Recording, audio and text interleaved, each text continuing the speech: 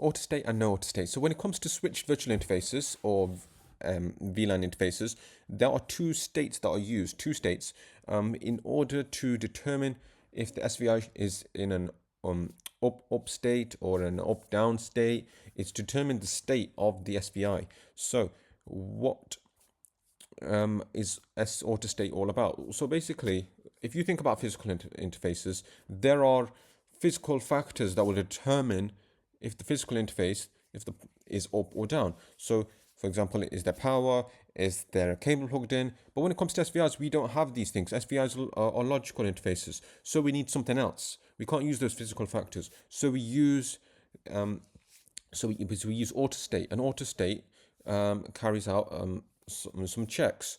So there's several factors about the underlying VLAN to determine the state of the VLAN interface. So, and if you don't use Autostate, if you have no Autostate configured, then the switch uses a simpler logic, which has fewer checks. So, the conditions for the SVI interface in an up state when using the Autostate setting. So, firstly, your VLAN needs to be defined on the local switch, and the switch must have at least one up up-interface that's using the VLAN, including an up access interface that's assigned to the VLAN, a trunk interface for which the VLAN is in the allowed list, is not VLAN trunking protocol pruned, and in STP forwarding state. And the VLAN and the VLAN interface both need to be administratively enabled. They both need to be administratively enabled.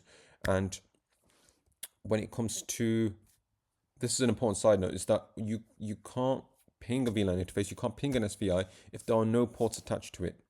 So if at least one port is operational, the line protocol, sometimes I think of this as protocol, meaning just a pun to indicate that this line protocol status normally indicates layer 2 status. So as I use the pun protocol, if at least one port is operational, the line protocol status of the VLAN interface is up. Otherwise, it is down. So if at least one port is operational, the line protocol status of the VLAN interface is up.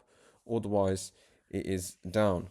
And with no ports assigned to the VLAN, the line protocol is down. Its IP address won't be in the round table, and you can't ping it.